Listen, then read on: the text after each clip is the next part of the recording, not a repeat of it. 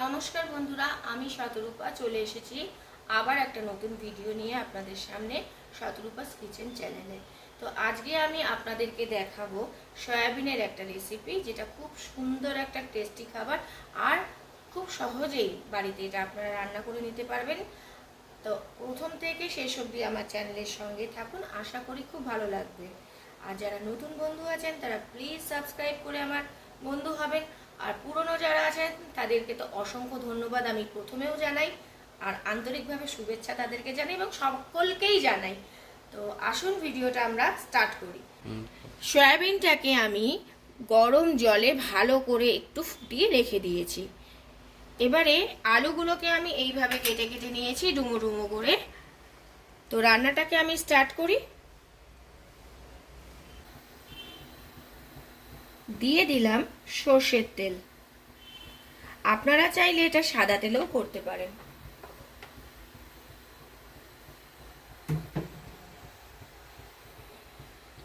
তেলটা গরম হলে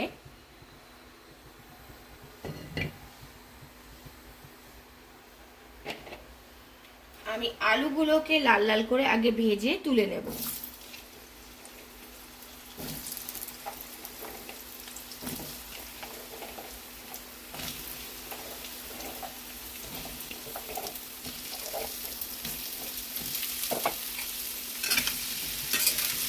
আলুগুলোকে আমি ভালো করে ভেজে তুলে নেব।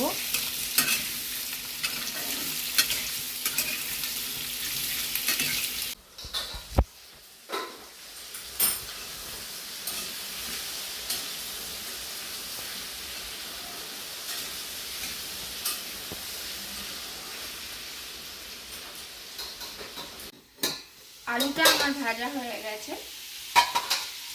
ঠিক এই অবস্থাতে আমি নামিয়ে দেবো।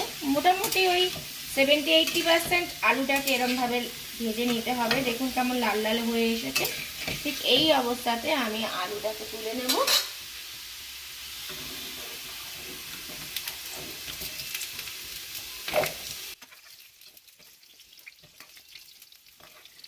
পুরোপুরি সেদ্ধ হওয়ার মতন ভাজবো না, এই অবস্থাতে আলুগুলোকে তুলে নিচ্ছি।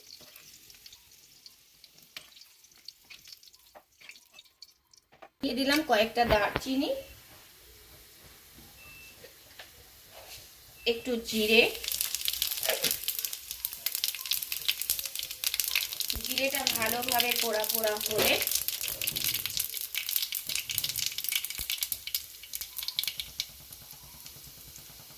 দিয়ে দেব পেঁয়াজ।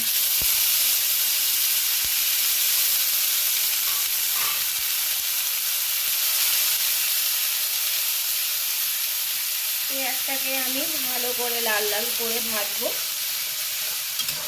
বন্ধুরা, আমি সবসময়তেই আমার চ্যানেলে খুব সহজভাবে রেসিপি আপনাদের সাথে শেয়ার করি, যেটা খেতে দারুণ সুন্দর হয়। আপনারা বাড়িতে ট্রাই করে দেখতেই পারেন। এছাড়া অন্যরকমও ভিডিও আমার চ্যানেলে দেওয়া আছে, আপনারা ভিজিট করলে সেখানে দেখতে পাবেন। তো এই রান্নাটা কিন্তু দারুণ সুন্দর একটা রেসিপি, কিন্তু আমি খুব সহজেই আপনাদের সামনে এটাকে শেয়ার করছি।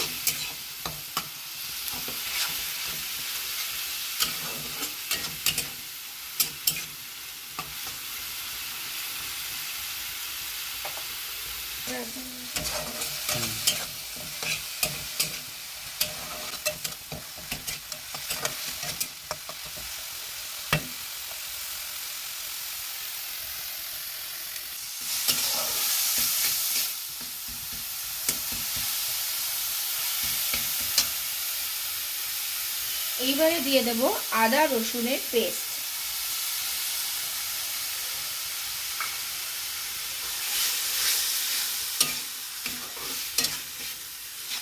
মশলাটাকে আমি খুব ভালো করে কষাবো।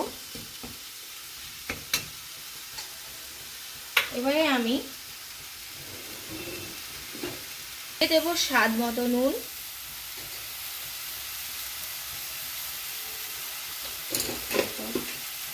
জিরের গুঁড়ো,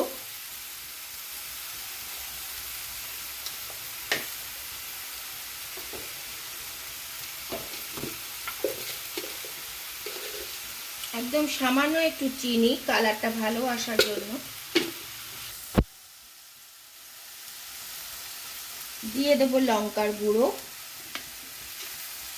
আপনারা যে যেরকম ঝাল খান, আমি আজকে অল্পই দিলাম। দেব হলুদ গুঁড়ো, একটুখানি জল দিয়ে দিলাম, দিয়ে মশলাটাকে ভালো করে এটা মাখিয়ে নিয়ে কষাবো। খুব সুন্দর কিন্তু গন্ধ ছেড়েছে।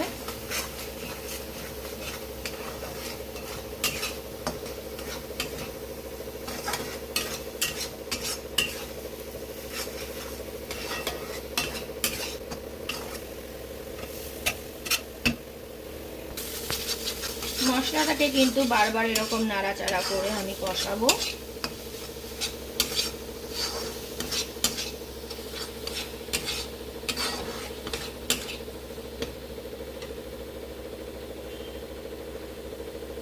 এবারে দিয়ে দেব টমেটো কাটা। এখানে দুখানা টমেটো আছে, টমেটোটাকে দিয়ে দিলাম।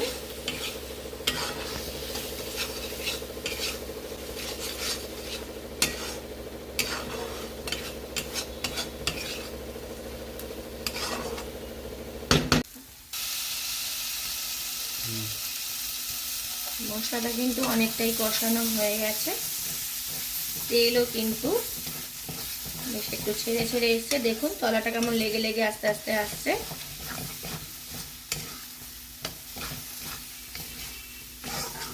মশলাটা আমি অনেকক্ষণ ধরেই কষিয়ে নিয়েছি। এইবারে আমি সয়াবিনটা দিয়ে দেব।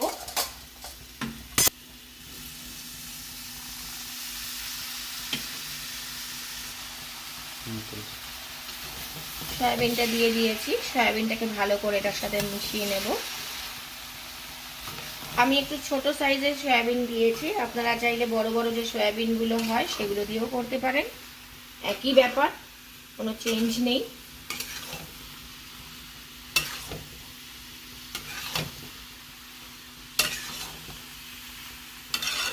যে কোনো জিনিসই যদি মনের থেকে ভালোবাসা দিয়ে করা যায় তাহলে সেই জিনিসটা খুবই সুন্দর হয়, সে রান্নাই কি আর যেটাই কি।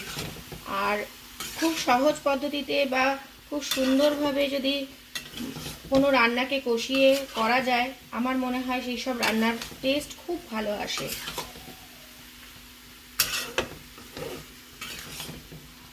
এইভাবে আমি সম্পূর্ণ সয়াবিনের মধ্যে মশলাটাকে মাখিয়ে নিলাম।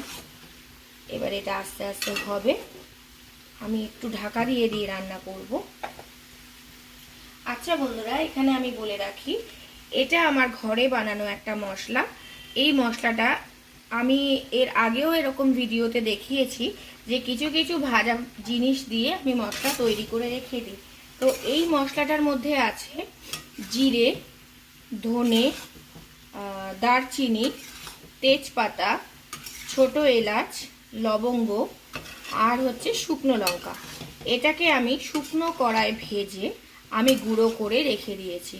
তো এই মশলাটাকে আমি শেষে ব্যবহার করব।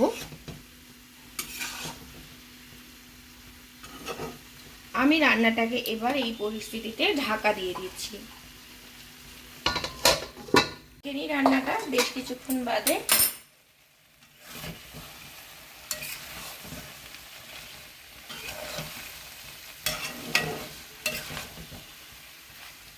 এবারে আমি ভাজা আলুগুলোকে দিয়ে দেব। ভাজা আলুগুলোকে দিয়ে দিলাম, আর যেই মশলাটা যেটা আমি করে রেখেছিলাম সেটাকে জল দিয়ে রেখে দিয়েছিলাম ওটাও দিয়ে দিচ্ছি।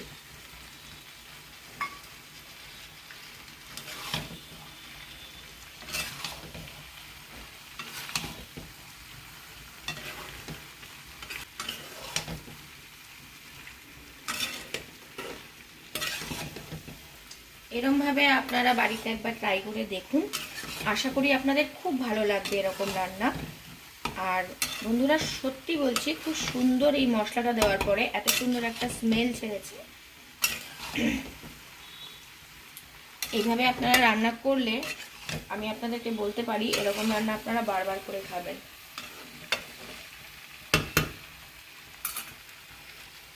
তো আবার আমি রান্নাটাকে ঢেকে দেব।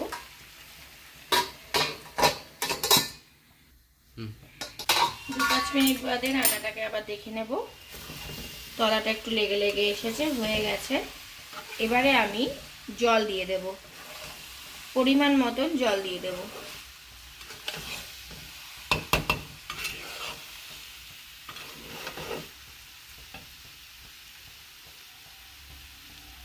মশলা ধোয়া জলটা যে বাটিটায় করেছিলাম সেটাও দিয়ে দিলাম, আর একটু জল দিয়ে দিলাম।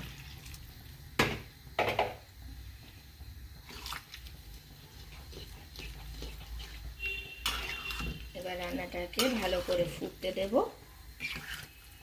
মিডিয়াম টু লো আঁচে রাখবো, খুব বেশি হাই ফ্লেমে রাখবো না, আস্তে আস্তে হোক।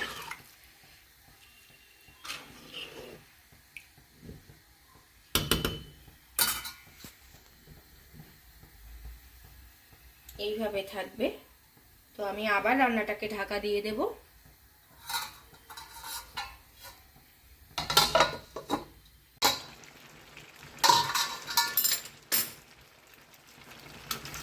দেখুন বন্ধুরা, রান্নাটা কিন্তু একদম তৈরি।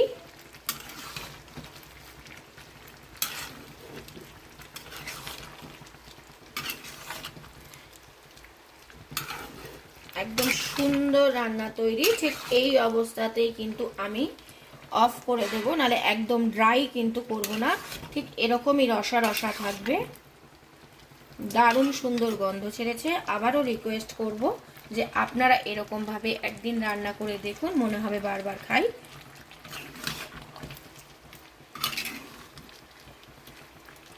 তো রান্নাটা আমার হয়ে গেছে, আমি এবার এটা আপনাদেরকে দেখাচ্ছি।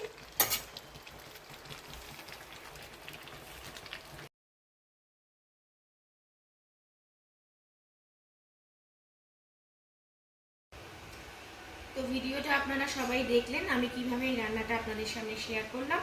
তো একবার এরকম ট্রাই করে আপনারা দেখতেই পারেন। তো এই অবধি ভিডিওটা আমি শেষ করব। সবাই ভালো থাকবেন, সুস্থ থাকবেন, আমার চ্যানেলকে লাইক, সাবস্ক্রাইব এবং কমেন্ট করবেন। আর তো দেখা হচ্ছে আবার অন্য কোনো ভিডিও নিয়ে। নমস্কার।